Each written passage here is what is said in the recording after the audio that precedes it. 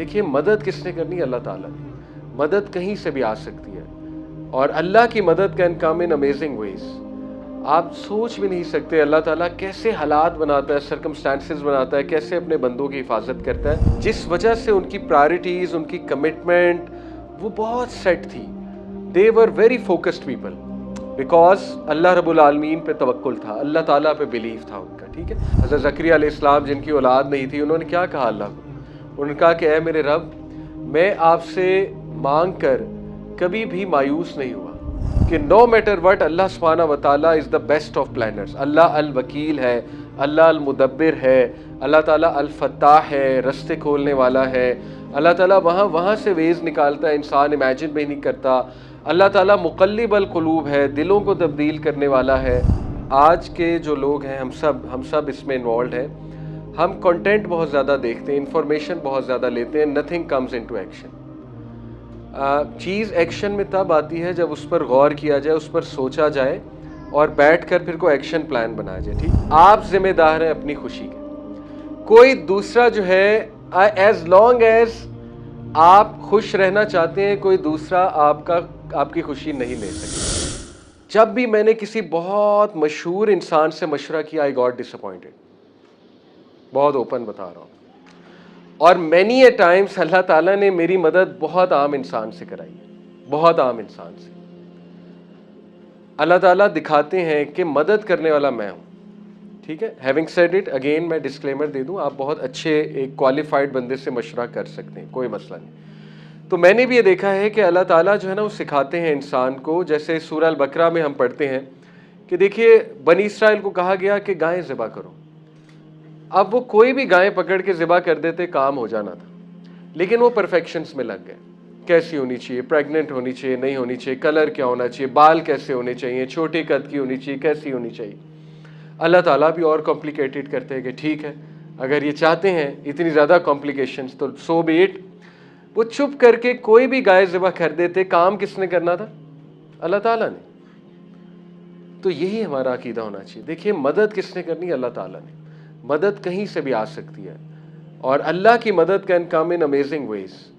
آپ سوچ بھی نہیں سکتے اللہ تعالیٰ کیسے حالات بناتا ہے، سرکمسٹانسز بناتا ہے، کیسے اپنے بندوں کی حفاظت کرتا ہے. تو یہ جو مان تھا اللہ پہ، یہ جو بلیف تھا، اسی کو توکل کہتے ہیں. اور یہ صحابہ کا قائم ہو گیا تھا. اللہ رب العالمین وہ اپنی پوری ایفرٹ کرتے تھے. آپ نبی صلی اللہ علیہ وسلم کو دیکھیں، انہوں نے دنیاوی تمام اسباب اختیار کیے، ہجرت کے دوران بھی، جنگوں کے دوران بھی، غزوہ احزاب کے دوران بھی. بٹ ان کا الٹیمیٹ بلیف اللہ پہ تھا کہ وکٹری از فرام اللہ. یہ ساری چیزیں کرنے کے باوجود بھی اگر اللہ کی مدد شامل نہیں ہے تو کچھ نہیں ہو سکتا، اور اگر اللہ کی مدد شامل ہے تو پھر کوئی ہمارا کچھ نہیں بگاڑ سکتا. ٹھیک ہے، اس عقیدہ کو، اس بلیف کو کیسے ریوائز کرنا ہے، دیٹ از دا پوائنٹ. صرف سورہ فاتحہ جو ہے وہ غور سے پڑھا کریں، سورہ فاتحہ کا میننگ غور سے لایا کریں. جب آپ نماز میں کہتے ہیں نا ایاک نعبد و ایاک نستعین، تو یہ عقیدہ ریوائز ہو رہا ہے. تو اس عقیدے کو انٹرنلائز کیا کریں. جب آپ بہت تیزی میں سورہ فاتحہ پڑھ لیں گے اور اس کے میننگ پہ پونڈر بھی نہیں کریں گے، اور یہ ہم سب کرتے ہیں، ہم سب کی غلطی ہے، ہم سب آہستہ آہستہ جو ہے نا وہ کیجول ہو جاتے ہیں. لیکن کم از کم ہمیں ٹرائی کرنی چاہیے اس عقیدے کو دوبارہ ریوائیو کرنے کی انشاءاللہ. ٹھیک ہے، تو پہلی تو یہ چیز ہے جس وجہ سے ان کی پرائرٹیز، ان کی کمٹمنٹ وہ بہت سیٹ تھی. They were very focused people because Allah رب العالمین پہ توکل تھا، اللہ تعالیٰ پہ بلیف تھا ان کا. ٹھیک ہے، وہ آگے بھی بڑھے. حادثات کے بعد کئی صحابیاں ہیں، مطلقہ تھیں، شادیاں بھی کی آگے، ایک نہیں، دو نہیں، کئی شادیاں کی. خاوند فوت ہو جاتے تھے، آگے بڑھتے تھے. صحابیات کی بات کروں، اسی طرح صحابہ کی لائف ہیں. بزنس لاس ہوئے، کیا کیا لاس نہیں ہوا، they use to move forward, کیونکہ انہیں پتا تھا کہ اللہ تعالیٰ ہمیں اکیلا نہیں چھوڑے گا. تو یہ that is the first thing, that unwavering توکل اینڈ بلیف ان اللہ. اور آپ انبیاء کی بھی دعائیں دیکھیں، اس میں بھی یہی نظر آ رہا ہے. وَلَمْ أَكُنْ بِدُعَائِكَ رَبِّ شَقِيًّا. حضرت زکریا علیہ السلام جن کی اولاد نہیں تھی، انہوں نے کیا کہا اللہ کو؟ انہوں نے کہا کہ اے میرے رب، میں آپ سے مانگ کر کبھی بھی مایوس نہیں ہوا، یا میں آپ سے مانگ کر کبھی بھی، مطلب ان شارٹ کہہ رہے خالی ہاتھ نہیں کیا. بیسکلی اس کا انڈائریکٹ میننگ یہ ہے. تو یعنی اتنا مان اور اتنا توکل اللہ سبحانہ و تعالیٰ پہ. So that is the first thing. ٹھیک ہے، اس کے بعد دوسری چیز جو ہمیں پتہ لگتی ہے وہ ہے ہوپ. ہوپ مینز رجا.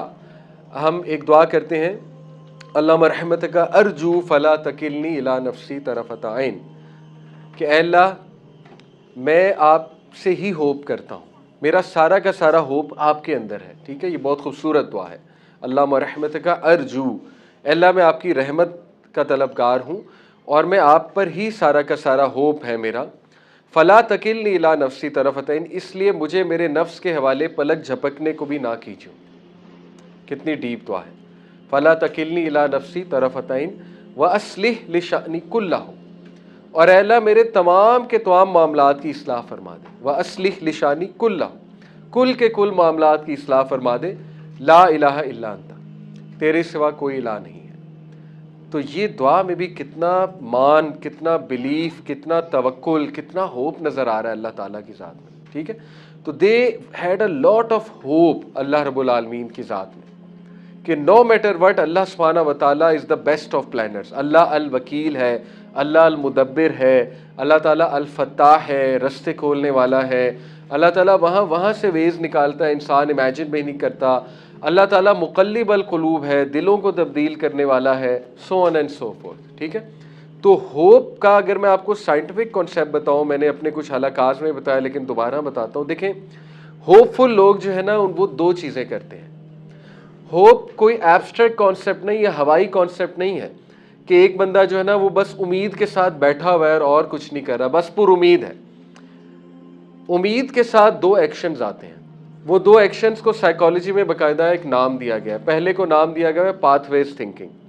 پاتھ ویز تھنکنگ کیا ہے کہ جو پر امید لوگ ہوتے ہیں وہ بیٹھ کر پاتھ ویز بناتے ہیں، یعنی option A, option B, option C, option D, یعنی میں کر کیا سکتا ہوں، یہ جو مصیبت آئی ہے اب اس کے لیے میں کر کیا سکتا ہوں. What are the pathways. Number 2 جو بیہیویئر ہے اس کو کہتے ہیں ایجنسی تھنکنگ. ایجنسی تھنکنگ ہے کہ پاتھ ویز بنا کے اب ہم نے اس پر ایکٹ کیسے کرنا ہے، تو وہ ایکشن کی طرف آتے ہیں. صرف پاتھ ویز بنا کر چپ نہیں ہو جاتے، ایکشن کی طرف آتے ہیں. ٹھیک ہے، ان دونوں پروسیسز سے ہوپ اور پیدا ہوتا ہے، رجا اور پیدا ہوتی ہے، یعنی امید اور پیدا ہوتی ہے. ٹھیک ہے، اب دیکھیے آج کی جنریشن کا مسئلہ یہ ہے کہ نتھنگ کمز انٹو ایکشن. اس کی کیا وجہ ہے؟ اس کی سائنٹیفک وجہ ہے بہت زیادہ. اس کی سائنٹیفک وجہ یہ ہے کہ دیکھیے آج کے جو لوگ ہیں ہم سب اس میں انوالوڈ ہیں. ہم کنٹینٹ بہت زیادہ دیکھتے ہیں، انفارمیشن بہت زیادہ لیتے ہیں. Nothing comes into action. چیز ایکشن میں تب آتی ہے جب اس پر غور کیا جائے، اس پر سوچا جائے اور بیٹھ کر پھر کوئی ایکشن پلان بنایا جائے. ٹھیک ہے، ہم بہت سے پوڈ کاسٹ سنتے ہیں، بہت سے لیکچر سنتے ہیں، بہت سی ریلز دیکھتے ہیں. وہ دیکھ کے پرانا ڈیٹا اوور رائٹ ہو جاتا ہے. جیسے ایک ہارڈ ڈسک ہے، ہارڈ ڈسک پہ آپ نئی چیز کاپی کرو گے، پچھلی اوور رائٹ ہو جائے گی، یا آپ کو ڈیلیٹ کرنی پڑے گی یا اوور رائٹ کرنی پڑے گی کیونکہ اسپیس فل ہو رہی ہے. دماغ کی بھی ایک کیپیسٹی ہوتی ہے. دماغ ایک حد تک سوچ سکتا ہے، ایک حد تک ول پاور ہے دماغ میں. جب آپ بہت زیادہ ڈیٹا اس میں ڈالیں گے پچھلا غائب ہو جائے گا. پچھلا جب غائب ہو جائے گا تو چیز کبھی عمل میں ہی نہیں آئے گی. ٹھیک ہے، تو اس لیے عمل میں لانے والے لوگ جو ہیں وہ اصل میں ہوپ فل ہوتے ہیں. تو یہ ہمیں دوسری چیز صحابہ سے سیکھنی ہے کہ صحابہ بہت ایکشن اورینٹڈ تھے. صحابہ پریکٹیکل لوگ تھے اور وہ ایکشن لینے والے لوگ تھے. رائٹ، جب آپ ایکشن لیں گے تو دعاؤں کا نتیجہ سامنے آئے گا نا. ایک بندہ دعا کرتا رہے مصلی بیٹھ کے، اللہ کھانا دے دے، کھانا دے دے، کھانا دے دے. اب دیکھیں آپ حضرت مریم تو نہیں ہیں کہ مصلی پہ بیٹھے بیٹھے اللہ تعالیٰ آپ کو بے موسمی پھل دے دے. ٹھیک ہے، اللہ تعالیٰ کیا دیکھے گا کہ بھئی نکلو تو صحیح، پھر یہ دعا قبول ہوگی نا. کھانا دے دے، کھانا دے دے، پھر اللہ تعالیٰ رزلٹ دکھائے گا. تو ہوپ فل لوگ ایکشن لیتے ہیں، پاتھ ویز بھی بناتے ہیں، ایکشن بھی لیتے ہیں. یہ ہمیں دوسری چیز پتہ لگتی ہے. تیسری چیز صحابہ کی زندگی سے ہمیں ایک بیہیویئر پتہ لگتا ہے کہ وہ بہت ہی میننگ فل زندگی گزارتے تھے، پروڈکٹیو زندگی گزارتے تھے. وہ میں آپ کو بتاتا ہوں. ایرسٹوٹل ایک فلسفہ نگار گزرا ہے، فلاسفر. اس نے ایک کانسیپٹ دیا تھا پروڈکٹیو لائف گزارنے کا، اس کو یوڈیمونیا کہتے ہیں گریک لینگویج میں. وہ کیا ہے یوڈیمونیا؟ یوڈیمونیا میں بیسیکلی 3 چیزیں آتی ہیں. ٹھیک ہے، اس کے 3 انگریڈینٹس ہیں اور یہ بڑا اچھا اسلام کے بڑا نزدیک ہے. میں آپ کو بتاؤں گا، آپ کو بھی ریئلائز ہوگا کہ واقعی اس سے کہا تھا کہ دیکھیں ایک پروڈکٹیو اور میننگ فل زندگی گزارنے کے لیے 3 چیزیں درکار ہیں، جس میں سب سے پہلی چیز یہ ہے کہ take responsibility. You are responsible for your happiness. یہ ہے پہلی چیز. آپ ذمہ دار ہیں اپنی خوشی کے. کوئی دوسرا جو ہے ایز لانگ ایز آپ خوش رہنا چاہتے ہیں, کوئی دوسرا آپ کی خوشی نہیں لے سکتا. That is what is meant by take the responsibility.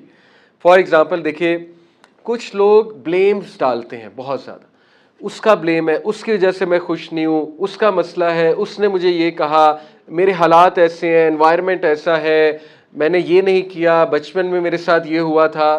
مطلب they are all about blame blame blame blame blame, دوسروں پہ رسپانسبلٹی. آئی انڈرسٹینڈ لوگوں کے ساتھ بڑے حادثات ہوتے ہیں, آئی انڈرسٹینڈ کہ ٹاکسک لوگ بھی ارد گرد موجود ہوتے ہیں, سب کچھ ہوتا ہے, لیکن دیکھیں صحابہ اور پروفٹس کی زندگیاں دیکھیں, وہ بلیم گیم نہیں زیادہ کرتے تھے کہ اس کا قصور ہے, اس کا قصور ہے, اس کی وجہ سے میرا موڈ خراب ہے, اس نے مجھے یہ کہہ دیا, اس نے. You take the responsibility. آپ نے خوش رہنا ہے, آپ خوش رہ سکتے ہیں. آپ کی مینٹل ہیلتھ کی رسپانسبلٹی آپ کی اپنی ہے, آپ کی خوشی کی رسپانسبلٹی آپ کی اپنی ہے, آپ کے پرابلمس کو سالو کرنے کی رسپانسبلٹی آپ کی اپنی ہے. سو ٹیک دا رسپانسبلٹی. سب سے پہلے اپنے آپ کو پرکھیں کہ what am I doing wrong, جس کی وجہ سے میرے میں پرابلمز آتے ہیں.